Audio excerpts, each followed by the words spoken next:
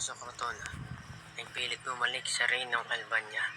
Di sinong susumang sa akay ng sinta, kundi ang tinutungoy lalo't isang Laura. 5 buwan na nasa Cortona si Florante at nais na niyang bumalik sa Albania dahil sabik na niyang makita ang kanyang kasintahan. Sa gayong katulin ng aming paglakad, naiinip ako't ang nasa'y lumipad. Abat ng matanaw ang muog ng syudad, umutob sa aking puso'y lalong hirap. Bilis ng kanilang paglalakad at sa inip, nais ni Florante na lumipad. At noong natanaw na nila ang Albania, sakit sa puso ang kanilang nadama.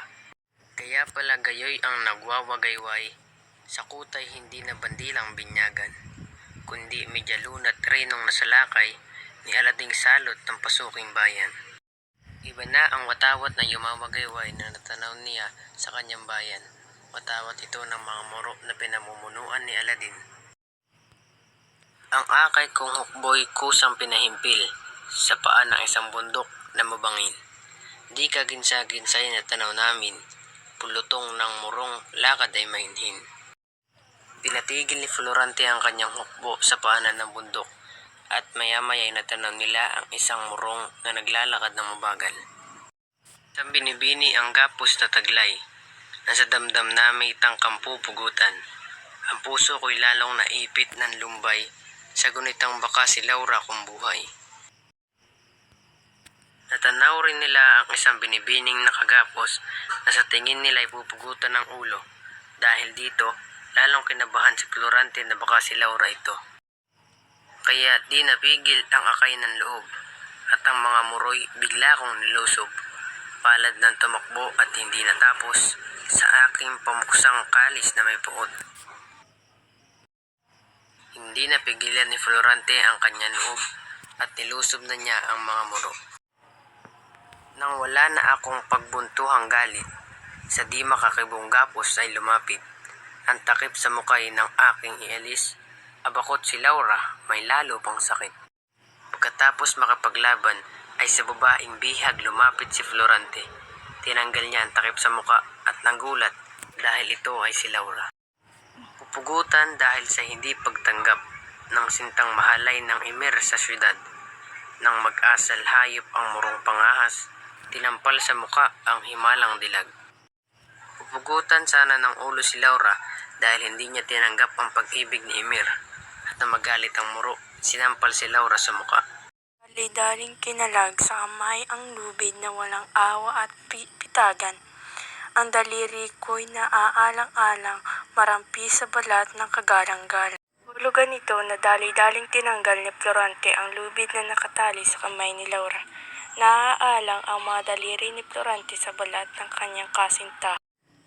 Ito nakatanggap ng lunas sa tiig, ang nagdalitang puso sa pag-ibig.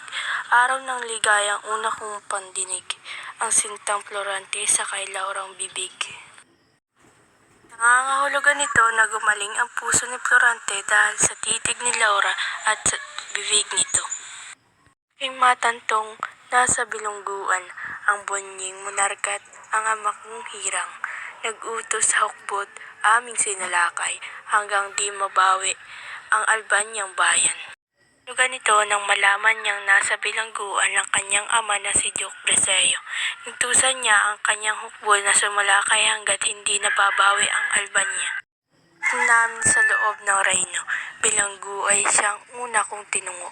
Hinango ang harit, ang duking ama ko. Sa kaginoo ay isa si Adolfo.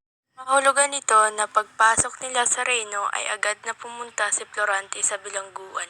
Natagpuan niya ang kanyang ama kasama si Adolfo. Labis ang ligayang kinamtan ng hari at nang natimawa ang kamahalang pili. Si Adolfo lamang ang nagdalamhati. Sa kapurihan kong tinamo ang sanhi. Mahulugan nito na labis ang ligaya na kamtan ng hari nang maligtas sila ni Florante. Ngunit si Adolfo laang ang nagdalamhati sa kapurihang tinamo ni Florante. Pakimbulo niya ay lalong nang nag-alab nang ako'y tawaging tanggulan ng syudad at ipinagdiwang ng haring mataas sa palasyo real ng lubos na galak. Nangangahulugan nito na lalong nag-alab ang galit ni Adolfo nang tawaging tagapagtanggol ng bayan si Florante at pinagdiwang ang palasyo na lubos ang saka na halatang ako'y minamahal ng pinag-uusig niyang kariktan. Ang Konde Adolfo'y nagpapakamatay dahil sa korona kay Laura'y makasagaran ito nang nahalatang iniibig ni Laura si Florante ay nagpakamatay si Adolfo. Ang lahat ng ito ay tungkol sa muling pagkakaligtas ni Florante sa kanyang bayan at pagtatagumpay sa pakikipaglaban.